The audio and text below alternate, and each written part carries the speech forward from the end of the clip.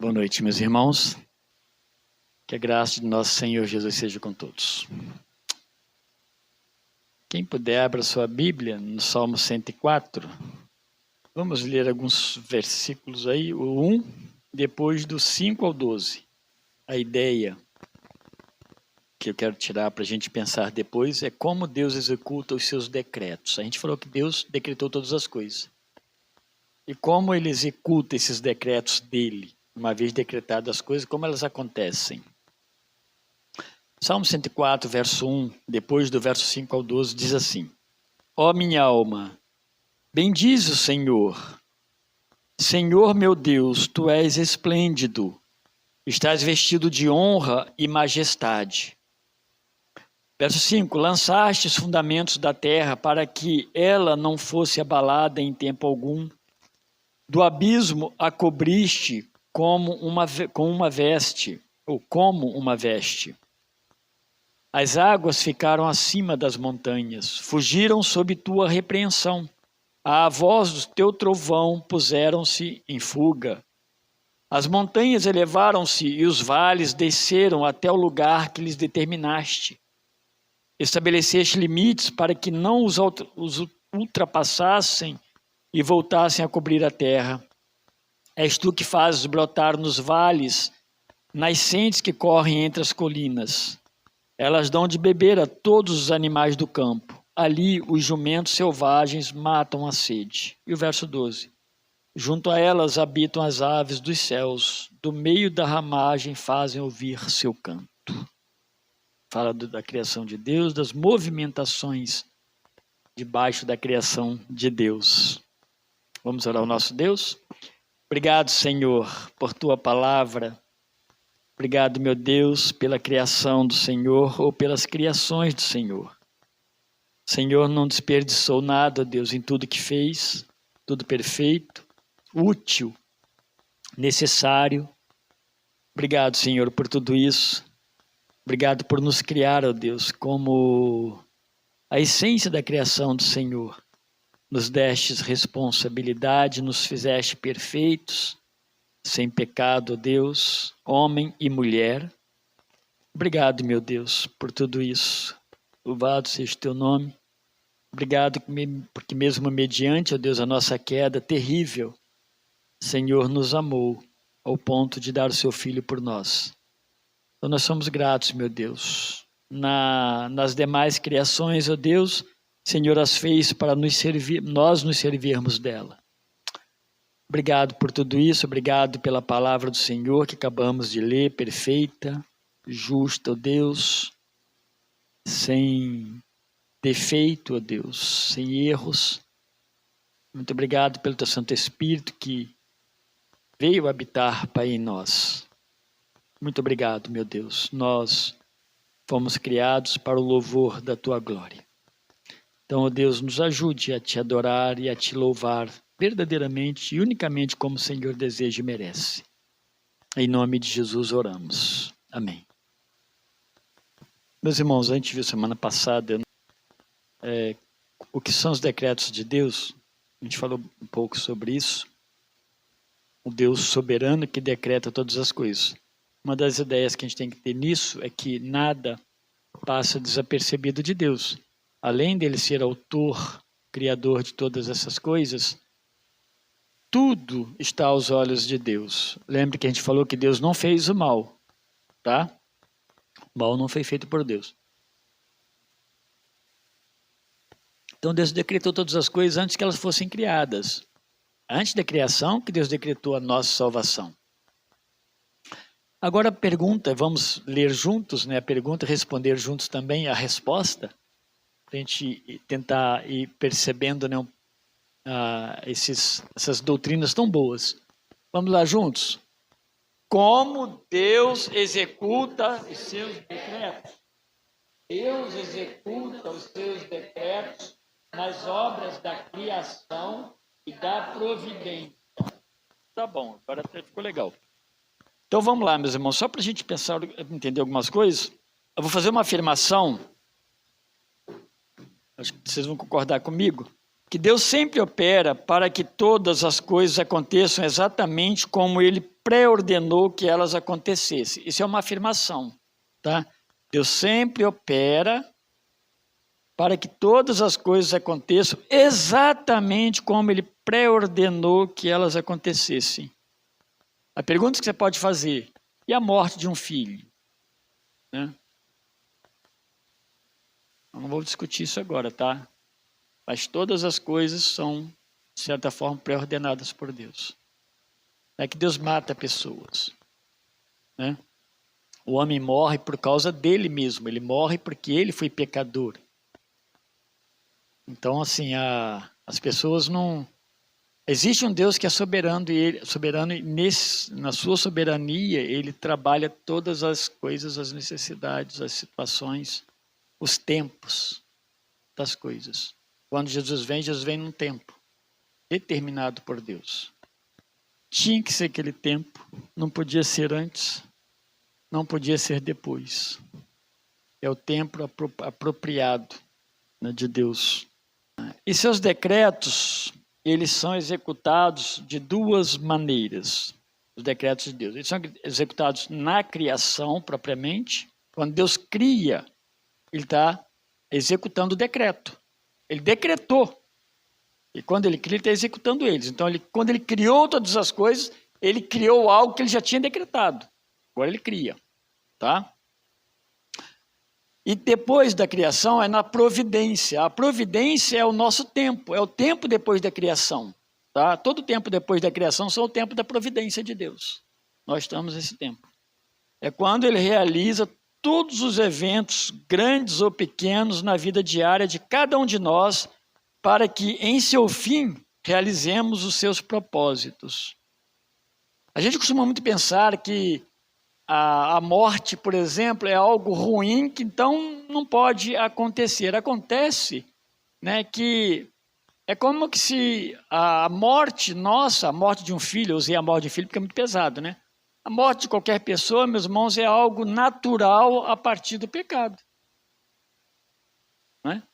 Então vão acontecer as mortes por consequências diversas, enfermidades, um acidente. Né? São curso natural da vida. Curso natural da vida. Pessoas vão morrer por seus pecados, por causa das suas culpas, vão morrer porque provocou a morte, vão morrer porque sofreu um acidente provocado por outro, vão morrer pessoas boas aos nossos olhos, tá? Pessoas ruins, todo tipo de pessoas vão morrer. Gente nova, gente velha, todo mundo vai morrer. Tá? Eu falo da morte, porque é a morte que aflige as pessoas. Ah, mas Deus, como Deus... Né? Eu ouço muito isso, meus irmãos. Você vai para um velório, está sempre ouvindo essas coisas, né? Nossa, por que Deus permitiu isso? Ao invés de se consolar em Deus, louvar a Deus. É? Dá para louvar a Deus quando alguém morre? Ó, o meu coração tem paz com Deus. Obrigado, Senhor, né? Por tudo que o Senhor permitiu, por tudo que o Senhor já deu. Obrigado. Não dá para você pegar em tudo, dar graças e fazer só algumas partes, só as boas. Entendeu? Um crente, ele é crente e nas coisas ruins ele sabe glorificar a Deus. Ele é fiel. Então lembre de Jó, quando você começar a reclamar por causa da morte, eu estou falando só subjetivamente, né?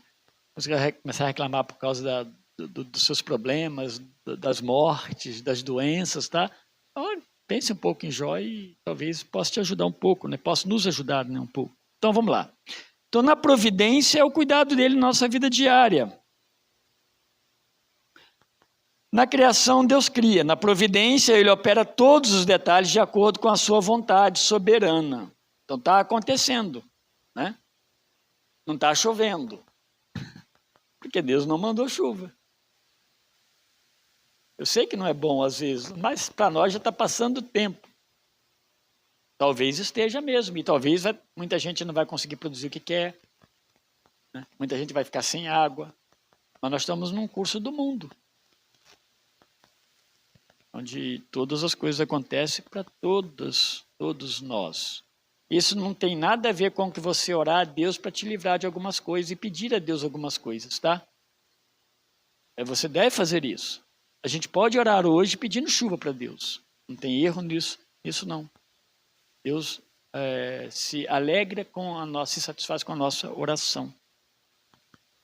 Mas as providências, tudo está nas providências de Deus, tá? Assim, por mais que se escolha fazer o que quer fazer, o homem não escapa em seu final dos decretos que apontam para a vontade de Deus como sábio e soberano Senhor. Tá? Ele é sábio e ele é soberano. Ele é soberano, então, a ele pertence tudo. Só que ele é sábio. É um rei sábio. É um senhor sábio. Não é como nós. Deus está comprometido com a sua criação, por isso que ele cria. Mas ele está comprometido com a sua criação por causa da fidelidade dele. Não porque nós merecemos. Não porque nós somos bonzinhos. Né? A palavra de Deus diz que não há nada bom em nós. Se alguém duvidar disso, abre em Romanos capítulo 3, 9 em diante. Tudo que a gente faz é ruim. Porque nós somos pecadores. Tá? Mas Deus está comprometido conosco. O Salmo 135, verso 6, ele diz assim, ó, tudo que o Senhor quis, fez nos céus e na terra, nos mares e em todos os abismos. Não teve nada que ele quis fazer e ele não conseguiu. Ou ele deixou de fazer porque se arrependeu em determinado momento, desfez. Embora ele possa fazer isso. Mas a Bíblia diz que Deus é um Deus que ele não se arrepende no sentido da forma como nós entendemos arrependimento. Porque Deus não erra. Ele não tem dúvidas no que ele fez, no que ele faz, né? No que ele executa. Deus é perfeito. Ele é o juiz perfeito. Por isso que a palavra de Deus devia ser a regra de conduta de todos os juízes da terra. Né? Todos os prefeitos, todos os militares, todos os governadores, presidentes, né? Todos. A lei de Deus devia estar lá para eles abrirem e falar, o que Deus fala sobre isso? Deus fala sobre isso, tal e tal coisa. Então, nós não podemos fazer conforme nós achamos que podemos fazer. Esse é o grande problema nosso e do nosso pecado, do nosso orgulho, né? Da nossa soberba. Queremos fazer aquilo que Deus não quer que nós façamos. As nossas leis são leis comprometidas com o pecado. Elas já nascem, infelizmente, sob pecado. Só a lei de Deus para nos ajudar mesmo. Quando então nós vemos os movimentos que nossos olhos permitem alcançar, por exemplo, quando algo cai à nossa vista, cai no chão, quando veículos estão se movimentando pela cidade, por aí afora, algumas decisões são tomadas, quando as temperaturas mudam, quando as estações do ano se mostram, quando as estrelas se movimentam, quando o sol nasce de manhã, quando ele se põe durante a noite. Tudo é assim por causa do decreto providencial de Deus. Ele criou e agora está na providência. Tá? Tudo isso acontece por causa do seu decreto providencial. As leis da natureza são decretos de Deus. Mesmo quando nós fazemos algo errado, isso não está fora dos decretos de Deus. Lembra que a gente fala o seguinte, olha, quando você faz uma coisa errada, Deus não aprova, porque Deus não é o Deus do pecado. Mas sofremos consequências. Quando a gente fala do decreto, é que Deus sabia de todas essas coisas que você vai fazer, ele não induziu você a fazê-las, mas ele sabia, ele não mudou você, não puxou você disso, não. Você está fazendo aquilo que de fato seu coração está te movendo a fazer no mundo, sobre pecado. Então os decretos de Deus também contemplam isso. Deus não criou o mal, mas os seus decretos contemplam o mal. Nos seus decretos, Deus criou o inferno. O inferno, sim. O inferno foi criado para os maus, os sem Deus, que não creem, né? Que vão sofrer a ira de Deus. Então tá, o sentido é que as nossas escolhas, certas ou erradas, elas não alteram o que o Todo-Poderoso preordenou para a sua criação. Percebe? Certo ou errada, elas não vão mexer em nada de Deus, está dentro do decreto maior de Deus. Agora, você sofre quando você peca e faz coisa errada. Não tenha dúvida disso, eu também. Isso nada interfere, então, no que Deus planejou. Assim, todo ser humano foi criado para viver dentro da vontade maior de Deus.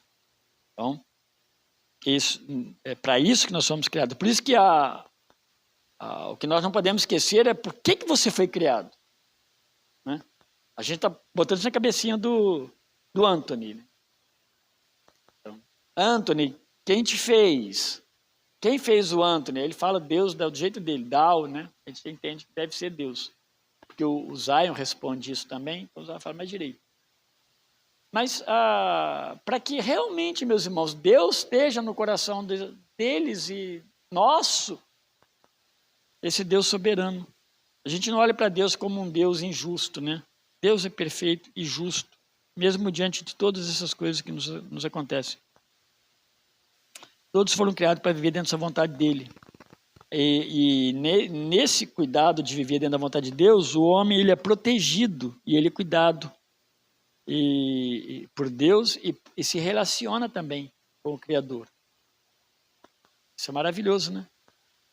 Nós, diante de tudo isso, nós não somos abandonados, meus irmãos. Olha que diferença é o Deus majestoso que reina com relação a nós, o nosso governo, os nossos atos, né? Sempre injustos, sempre pesando para o lado que nós queremos que pese, sempre medidas injustas. Né? A gente precisa ser confrontado com isso. Não somos perfeitos, nem estamos, né, no céu perfeito. Portanto, a gente vai estar lidando com esses problemas diante de um Deus que é perfeito e justo. Mas ele não age com injustiça. Essa é a coisa boa. É isso.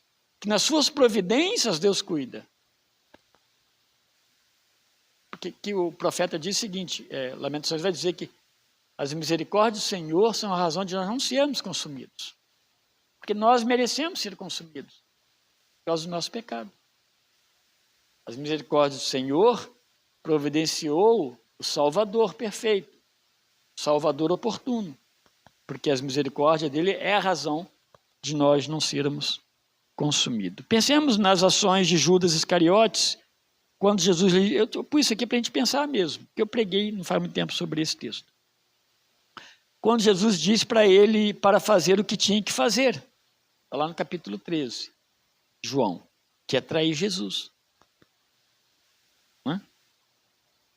Mas não foi colocado no coração de Judas, né, por parte de Deus, a missão de trair o Messias.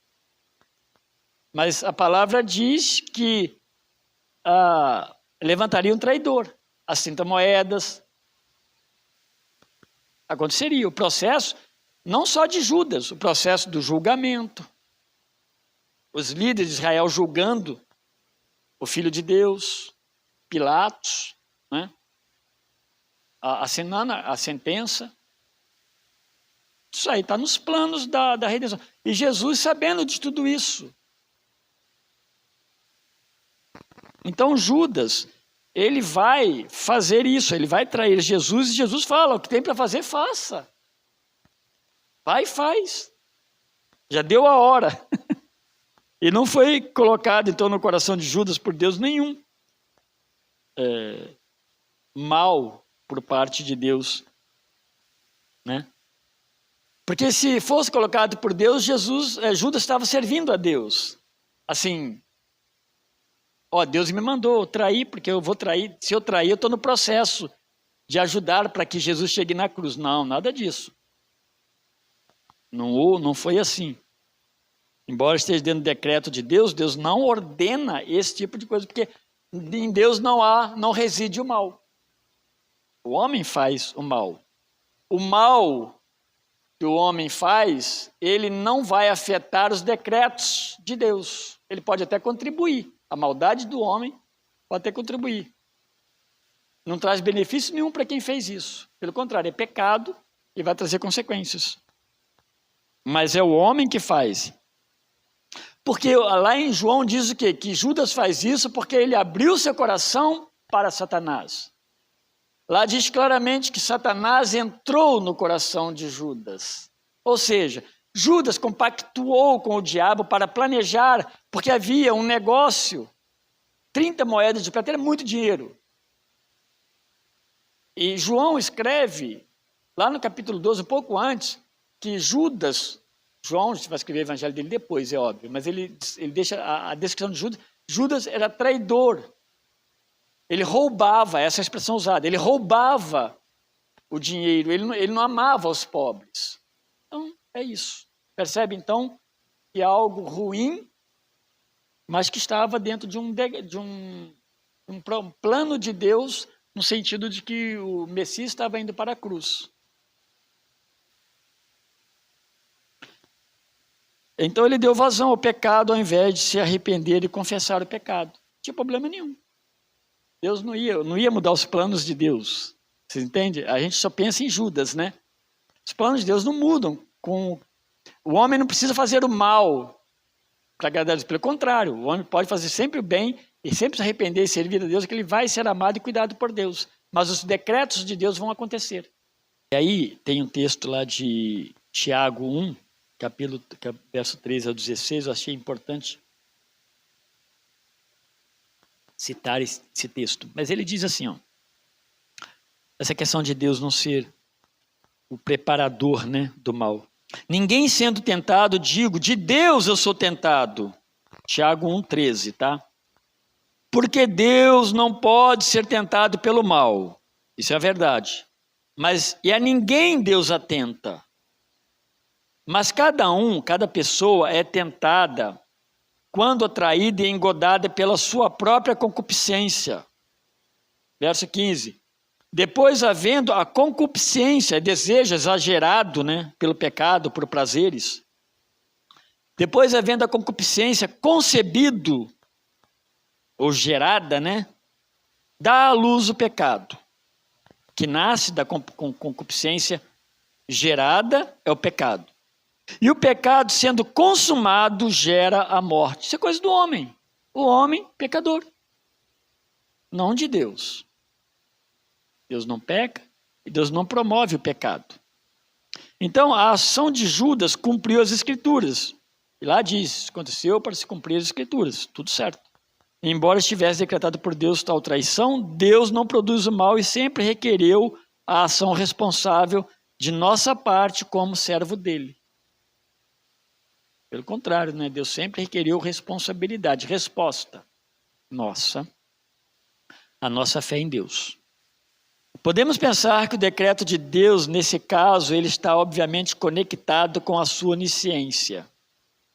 Quando uma nação se fortalece ou enfraquece, tudo isso se dá, acima de tudo, pelo decreto eterno de Deus que sabe todas as coisas. Então a onisciência de Deus está conectada com seus decretos. Ele sabe.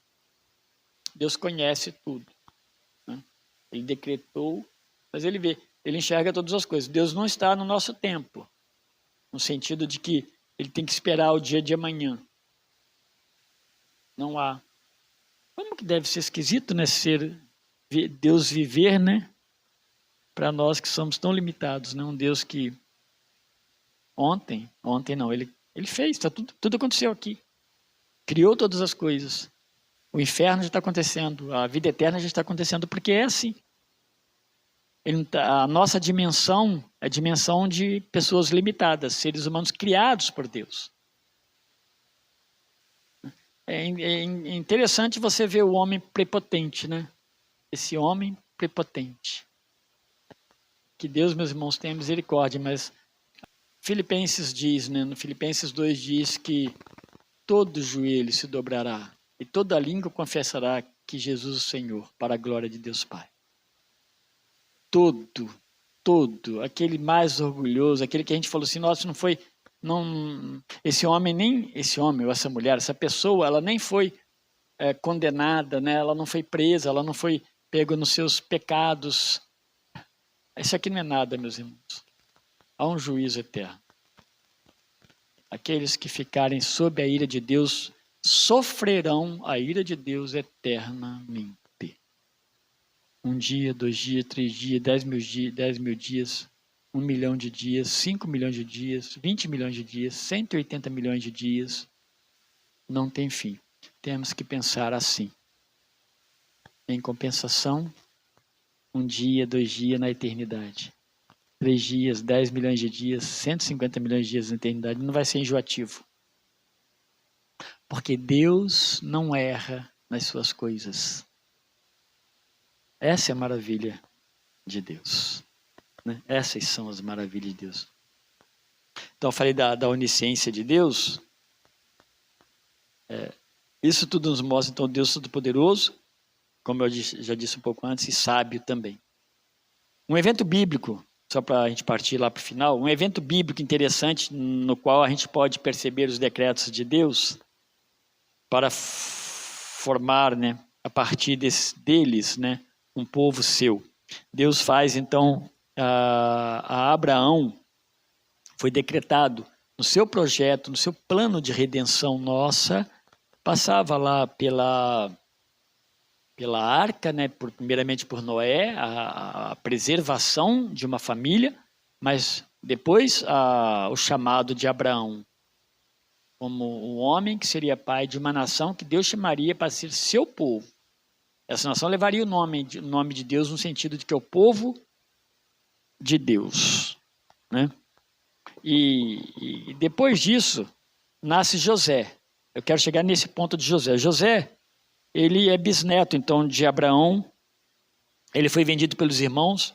E nessa história aqui, meus irmãos, está repleta. Ela está repleta, né, de orgulho, ciúme, mentira, superproteção. Os outros irmãos tinham ciúme, tudo estava acontecendo nesse enredo, o enredo dessa história aqui. Tá? José, ele age, depois que ele é vendido pelos irmãos, ele é levado lá para o Egito, né, vendido lá no Egito também, aliás, ele é entregue pelos irmãos, vendido lá no Egito, ele age em obediência a Deus, em todos os momentos, ele obedece a Deus. E ele amava a Deus. Lá em Gênesis 50, verso 20, ele diz aos seus irmãos o seguinte, já no final de tudo, Jacó já havia morrido. E agora, ele está falando para os irmãos chegaram a pensar em algum momento, nós agora já era, né? Nosso couro vai fritar. Porque o pai morreu, agora o José vai acertar as contas com a gente. Ele é o segundo homem mais importante do Egito. E José diz o quê? Vós bem intentastes mal contra mim. Ele lembrou para os irmãos dele. Porém, Deus o intentou para o bem, para fazer como se vê neste dia, para conservar muita gente com vida. José entendeu que Deus tinha planos maiores. Isso tudo. José entendeu que a história de Deus, desde Abraão, desde antes, era a história de Deus. A Bíblia não é a história de pessoas, a Bíblia é a história de Deus. E nós somos colocados ali. Ele entendeu isso. Então, meus irmãos, porque Deus estava fazendo isso? Dentro dos seus decretos, ele estava apontando para a nossa salvação. Israel foi a nação da qual Jesus, Salvador, ele nasceu. E Romanos 8, 28, ele vai confirmar isso dizendo, e sabemos que todas as coisas contribuem juntamente para o bem daqueles que amam a Deus, daqueles que são chamados segundo o seu propósito. Então, pode ser difícil acreditar que Deus esteja executando os seus decretos quando coisas tristes acontecem ou quando malfeitores fazem mal a alguém. Né? Uma das perguntas que nós fizemos para os novos membros, foi muitas perguntas de entrevista, né, com as famílias, mas com um membro, com o futuro membro. Perguntas de teologia, mas assim, dentro do plano de salvação, uma delas, o que ela fala? O que você, como cristão, me responde sobre adultério? Não importa se é um adolescente. Adolescentes são inteligentes, né? 12, 13, 14 anos, eles já pensam nessas coisas e entendem essas coisas. E sobre aborto? Porque existe uma cartilha. O que você pensa como cristão? A gente precisa saber, essas pessoas que estão chegando na igreja, o que elas pensam sobre isso? Casamento homoafetivo. Legal a gente ouvir, né? Isso aí. O homem está vivendo um mundo de pecado. Tome cuidado para você não ser chamado de o errado nessa história. Ninguém vai sair condenando ninguém. Né? Mas normalmente quando você fala assim, o que você pensa do adultério? O que a pessoa responde? É muito comum. Elas querem proteger. Mas se bate. Não. O que você pensa do adultério? Biblicamente, o que você pensa que Deus pense sobre o adultério, então? Né? Aí fala assim, olha, Malaquias diz lá que Deus odeia o divórcio. Estou falando adultério como produto, né? A pergunta, na verdade, é divórcio. Deus odeia divórcio. Não existe divórcio bom. É claro que a gente compreende, né? Todas as questões ruins. E pensa sobre o aborto. Né? O que o mundo põe? Uma porção de coisa.